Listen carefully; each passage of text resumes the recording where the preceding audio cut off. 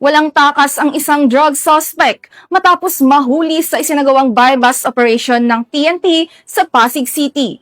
Ang detalye ng report mula kay Patrolwoman Ivy Corporal. Naaresto ang isang lalaki sa ikinasang buy-bust operation ng Pasig City Police Station Drug Enforcement Unit sa Barangay Rosario, Pasig City. Kinilala ang sospek na si alias Idak, 28 anyos at isang construction worker.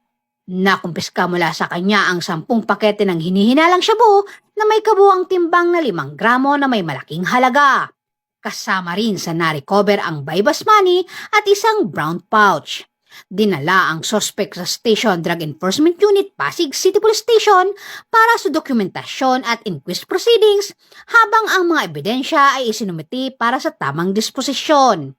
Nahaharap si alias Edak sa kasong paglabag sa Section 5 at 11 ng Republic Act 9165 o mas kilala bilang Comprehensive Dangerous Drug Act of 2002. Mula dito sa Camp Bagong Diwa, Bikutan, Taguig City, ako po ang inyong PNN correspondent, Patrolwoman Ivy Corporal, alagad ng batas, tagataguyod ng Balitang Pulis.